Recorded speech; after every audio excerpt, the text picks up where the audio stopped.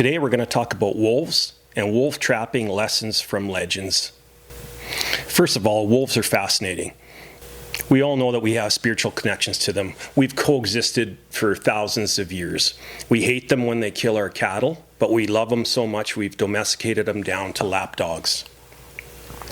Today, the guys that I'm going to talk about are Western Canadian old trapping legends that made their living off the land doing predator control, full-time trapping. One of them is passed away, two are still alive. Some lessons that I learned from them and how I applied them in my life, and we'll go through three setups, one from each of them, and we'll talk a little bit about wolves first. Talk a little bit about wolves first. Wolves and humans seem to have this love-hate relationship. I mean, for millennia, they've been the enemy, but we've also domesticated them. I mean, almost even the little lap dog has got a little wolf genetics in it. So we've been definitely in a relationship with wolves for forever. One thing about wolves, you see people that have a half wolf, or they say it's 7/8 wolf or something. It's generally pretty hard to pin down. Wolves are always on the move. It seems that that's how they're genetically wired, is to be moving all the time. It's probably why they have huge home ranges, you know. Their home ranges are, you know, sometimes hundreds of square kilometers, and they patrol them, and they're guarding them from other ranges of other wolves. And that's one thing that these guys taught me is, you know, wolves won't kill within their own pack. Now, as they go around their ranges and patrol, if another pack, you know, impedes in their territory, quite often that can be deadly, as those wolves are protecting their food in their territory. They know almost all of the animals that live in their home range, and that's their food. And if another wolf pack comes in, that's where things turn deadly. The exception to that, though, is like, again, sometimes there's violent conflicts within a pack, particularly when, you know, one alpha is taking over from another alpha. They'll kick that alpha right out of the pack, and sometimes that alpha turns into the lone wolf, and he's 2 to 3 days behind the main pack, and he's picking up the scraps as he's no longer able to hunt quite effectively by himself. So that's generally how they see it works for the alpha that got kicked out. Now, wolves are an interesting, because they're a pack animal. They work great in packs. They need one another generally to survive. I heard on the Meat Eater podcast that with the lady on their episode 605, and she said the average lifespan of a wolf is 4.3 years, which is pretty tough, not a long time there. I think they live a pretty rough lifestyle. They get injured catastrophically sometimes when they're taking down animals like moose or buffalo or whatever. That's why sometimes I'm pretty convinced that when they say mortally wound a big ungulate, sometimes they'll wait that out rather than risk themselves getting hurt. So sometimes, I mean, I've seen videos where the wolves just sit around for a day and wait for the animal to die. For example, that was a buffalo video I seen, but it makes sense for them to do that, put themselves as least risk as possible. It's interesting. One, I can't remember the actual percentage, but wolves eat a lot of ungulates. But they did a study in northern BC here. The university did one, and they had collared 2 different wolf packs, and one of those wolf packs were eating, I can't remember if it was 30% of their diet was black bear, and that was a really interesting find that they had. And I wonder if that has to do with the explosion of black bears we had during the last couple of years, and maybe lower ungulates due to wildfires and stuff like that. So it was interesting that wolves are taking down black bears and eating them. Wolves get blamed a lot for, you know, cattle kills and stuff like that without a lot of solid evidence. I know there's a lot of people that would go out and investigate if it was a wolf that killed her. And if you don't, a thorough investigation, sometimes it had nothing to do with wolves, but wolves got the blame. And so that's part of the reason why there's such a love-hate relationship. I think ranchers and people with chickens or sheep or lambs or whatever, I think they at times blame the wrong guy for someone taking down part of their herd. Now, as far as you know, the one guy was telling me that the wolves, you know, favorite food if it comes to domesticated animals is a horse over cattle, and the wolf does not like a vaccinated cattle, whatever that means. Somehow he feels that they can sense what's going on there. I'm not sure. It's just an interesting note from one of these guys that was telling me about that. Now, for predator control, one of the guys, and he's absolutely right, sometimes wolf packs move in to an area with cattle and stuff, and they don't kill the cows.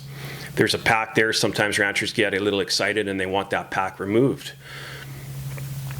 The problem with doing that is if you remove that pack that's not killing cattle, you're allowing that area to be opened up to another pack that potentially might be cattle killers. And so it's, you know, he was recommending if you got a pack on your ranch and you know they come through there and they haven't touched your cows, you're almost better off to leave them until it becomes a problem, because they'll keep the cattle killing pack away from your ranch. So that was an interesting thing I learned.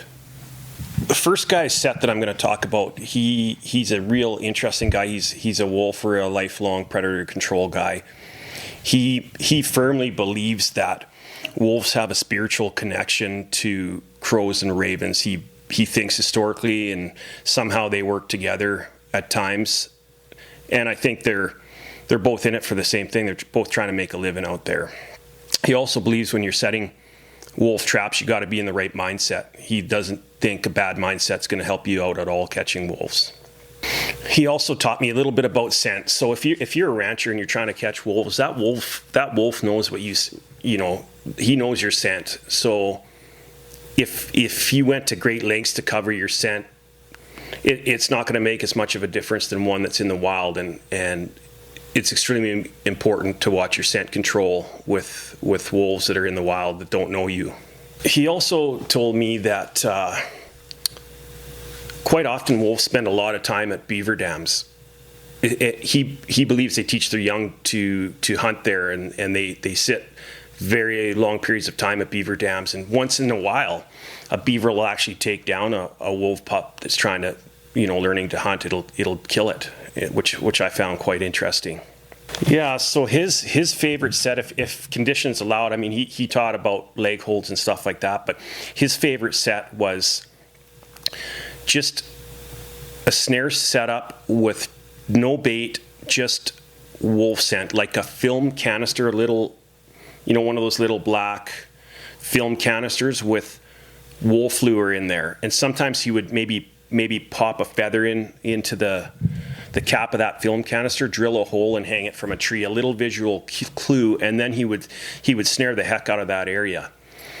His thinking was that wolf pack smells another pack in their home range and they're pissed. They come charging in there to see who's, you know, trying to steal their groceries, and that was his way, and he said he's had great success doing that. I mean, we've done it.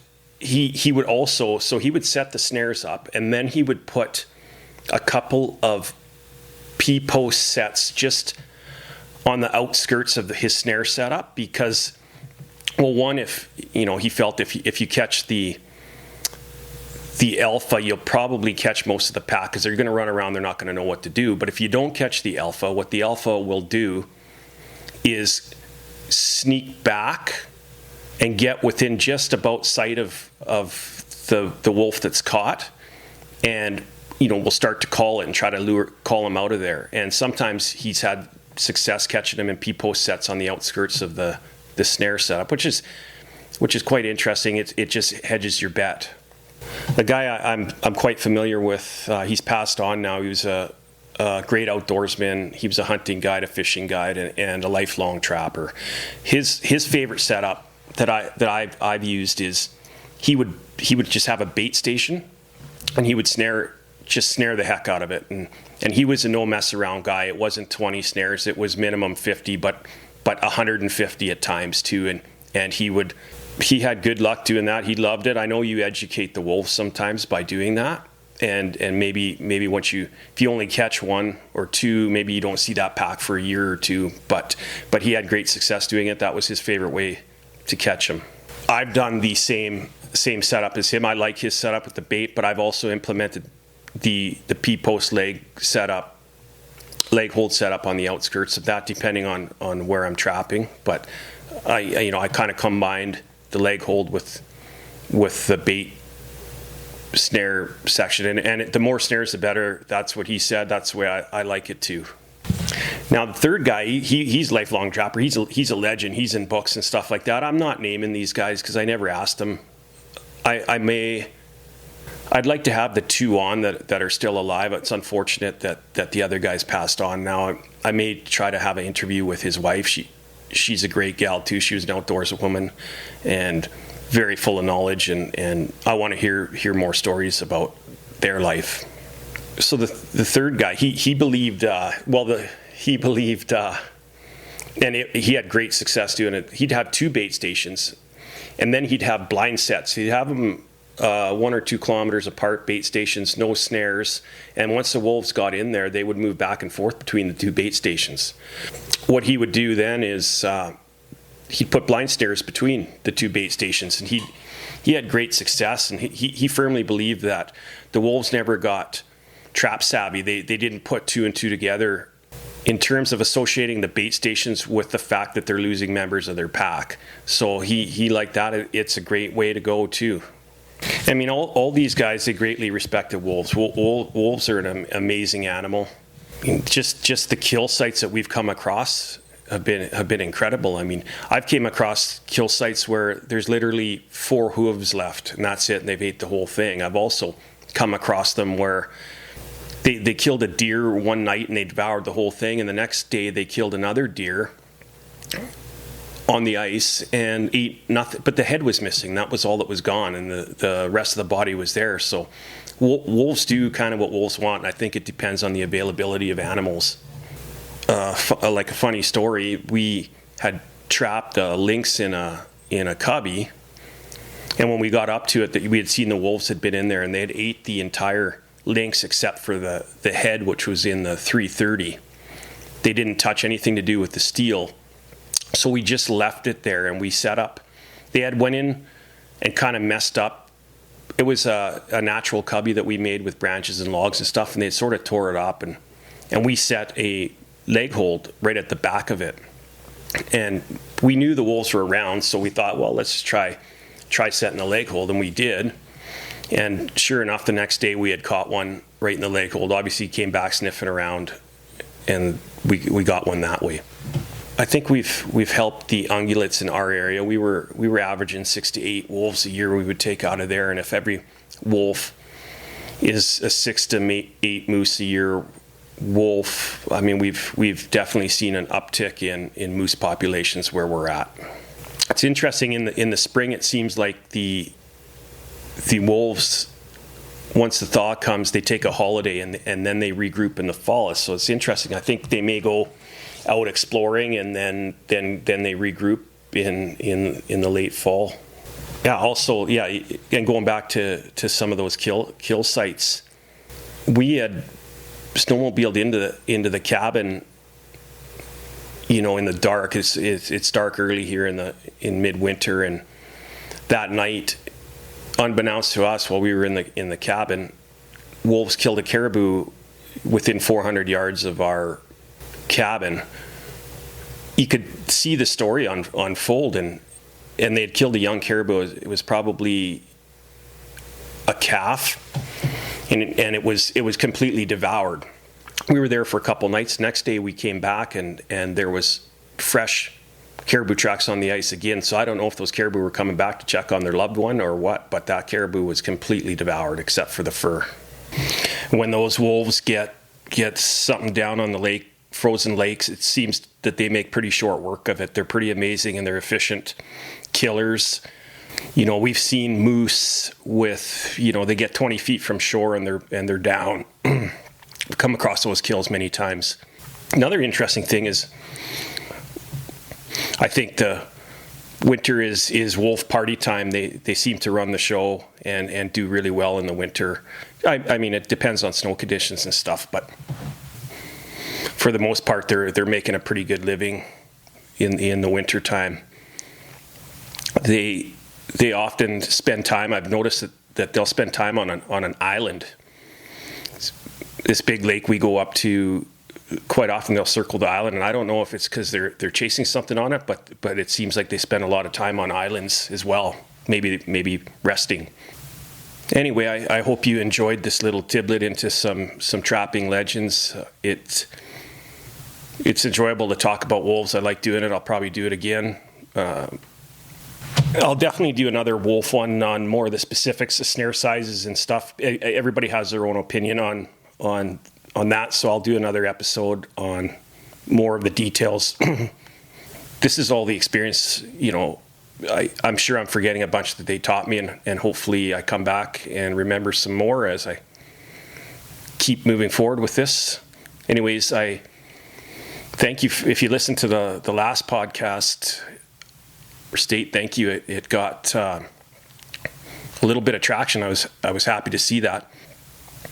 Anyways, thanks for watching. See you next time.